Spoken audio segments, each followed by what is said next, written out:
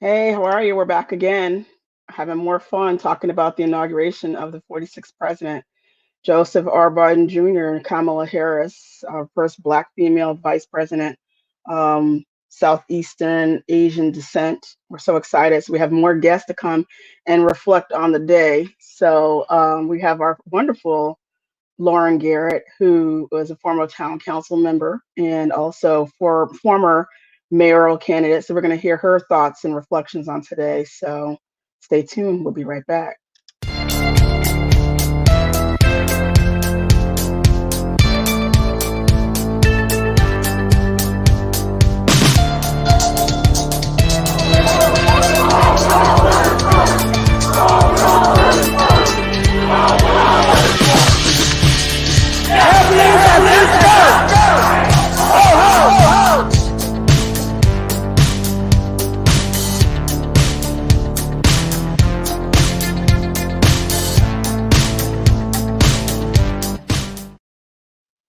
Hey, how you doing? Good, Rhonda. Feeling good. Awesome, awesome. So, It's been a big day. So, leading up to this, we've got to thank some Black women, some organizers, people who have put Joe Biden and Kamala Harris into the White House. I've worked on a lot of campaigns, and it's a lot of dedication. It's a lot of time, and knocking on doors, making phone calls, sending text messages. Writing postcards, all of this stuff has been built on the backs of volunteers, right? So I just want to make sure that we thank them. And there were, a bunch of people in Hamden who were making phone calls and sending text messages and all that to places all over the United States, making sure that work was being done. So thank you to them. And, this is a great day for us in America because decency and facts have returned to the White House. So, that's just something to be really proud about, as an American. But then there's work to be done, right? So President Biden talked a lot about unity, and you don't just get unity, you have to work for it. So some of the things that can bring unity is progress, making sure that we have affordable college and healthcare, and we're taking care of people. Because when people see that they have opportunity, you can actually unite people together. So, unfortunately, a lot of Democratic politics has been kind of about showing the contrast between Democrats and Republicans, but then also kind of pushing away progressives. And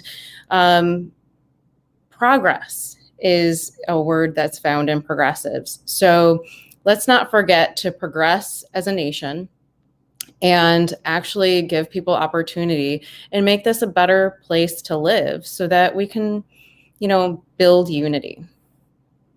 I agree. I mean, I think that, we need to put the progressives' money where their mouth is, and they need to, I mean, there's so many people I think that voted Trump out, you know. And, I mean, just imagine the people I know that went to the polls this year that usually never even go. They were like, "Oh no, no, I'm definitely going to the polls this year because we just got to get rid of him." And I was like, "Okay, that's nice, but what about 2024?" I doubt if he'll be here then, but if he is,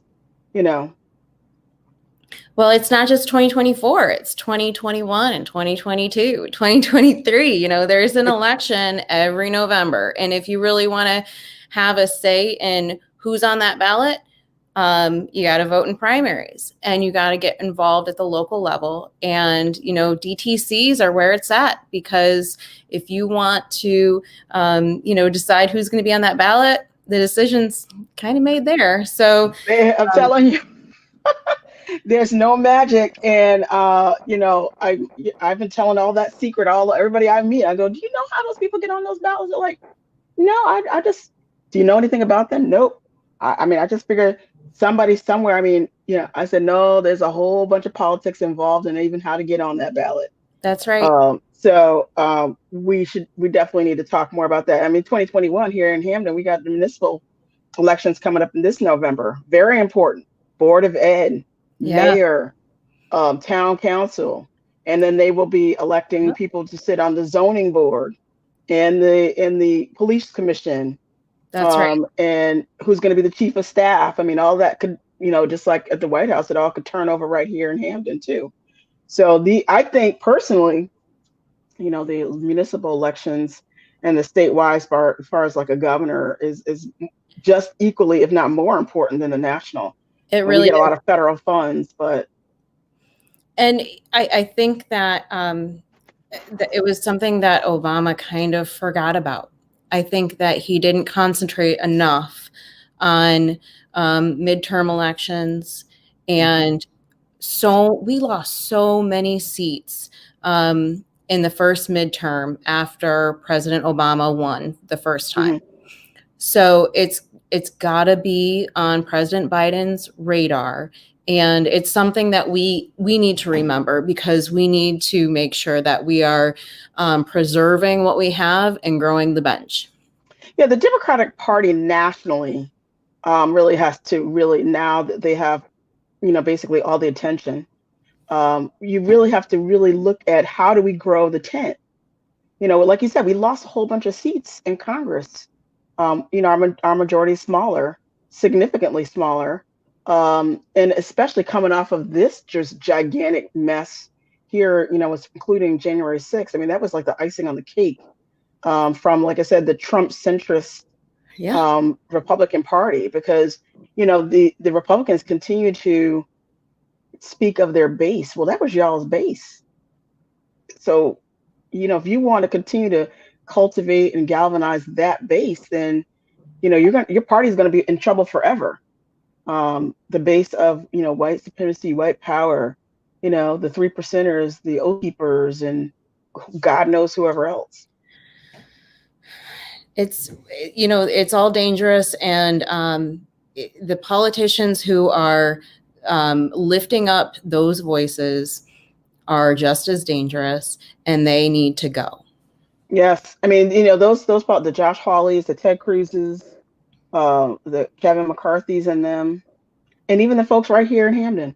I mean, I think that J.K., God bless him, was the only one that I know of a public Republican, because he ran for Yeah. mayor a Yeah. couple of years ago, came out and spoke out against, him and his wife spoke out Right. against what happened on January 6th. Everybody else has been silent. Yep. And I had to put it on my page that I said, either you are, publicly and vocally against, an insurrection against our democracy, or you're silently for it. And so you have to just, and when you start dealing with, trying to, um, you know, subvert an election, and disenfranchise voters, that's the game over for me. I don't care Right. whether you're a Democrat or Republican. It's lights out. You And know, it's the politicians who um, create that message and put it out there, because Donald Trump has never admitted that he lost an election. He's still to this still day. saying that the election was fraudulent, and the absentee ballots shouldn't count, and all this nonsense.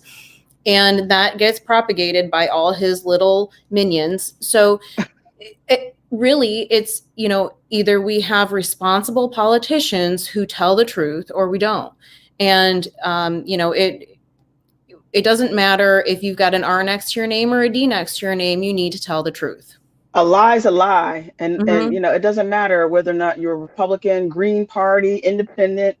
And to lie, and to bring followers into this lie, that now and then to continue to incite violence against the lie. I mean, it's just too much. It's too much. So it's amazing that people haven't spoken out, even right here in our state and in our town.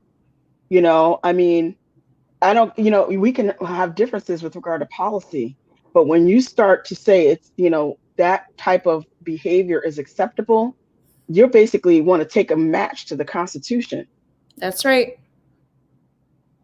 Those are the laws of the land. You have no proof that there was a massive election fraud. I was telling Simone, my daughter, I was saying, listen, can you imagine Denise Merrill calling up the Secretary of State of New York and saying, so how many more votes did you need to get? I mean, like Secretary of States don't talk to each other like that. Like they're not going to call Pennsylvania and say, did you have enough votes? Because you need to throw a few more in. Nobody just does that. I mean, states just don't collaborate. I mean, they notoriously don't collaborate about anything. Very rarely do states collaborate. I mean, for them to pretend like there was some sort of big nationwide collusion going on to subvert the election and fraud. It just, and of course there wasn't any because there was no proof to bring to court. All these 60 Right. lawsuits didn't amount to anything.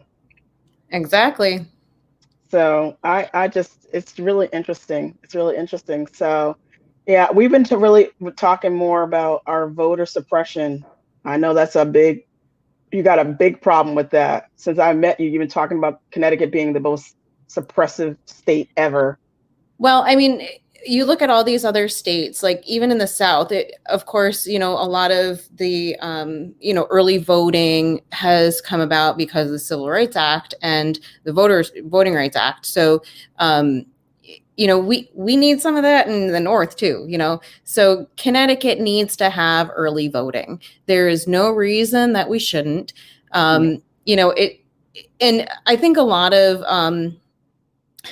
it might be because, a lot of our voting locations are schools and you can't have them open all the time, but you can have the registrar's office open for early voting. You can have people go in there because you cannot expect that on, the first, the Right. Tuesday after the first Monday that everybody has a day off of work, right?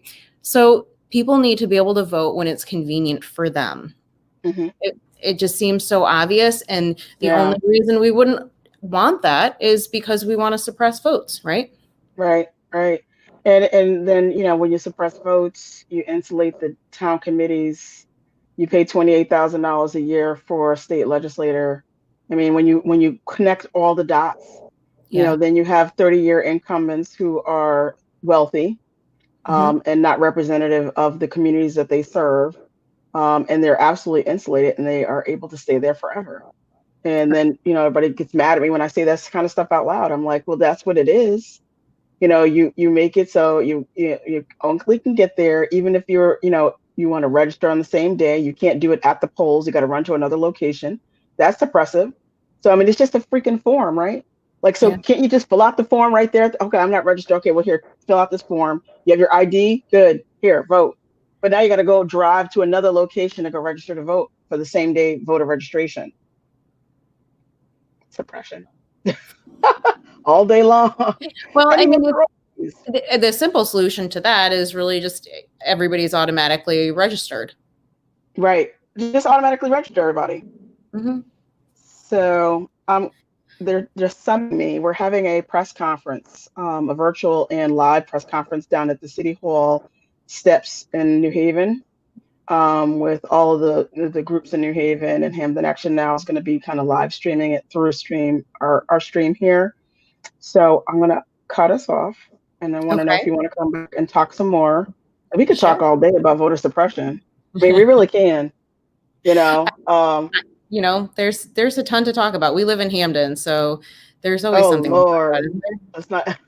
I keep telling people, they're like, well, what's going on in Hamden? I'm like, don't start me. there? Don't start Everything's me. going on in Hamden. Don't Right. start me. So I just want to flex with my shirt. So wait, mirror It is. image mess me up. It is. The picture is female, but a black female on a black shirt. You see what I'm saying? Yes. All right. Here's the joy today. All right. Thank you so much for coming, and I'm going to talk to you some more. Sounds good. Bye, Rhonda. All right. Take care. Have a good day. We're going to start our press conference in about 15 minutes, in New Haven, and here on Hamden Action Now. We have various speakers from around the state, celebrating and talking about the celebration of our democracy today. So we'll check back with you in about 15 minutes. Thank you.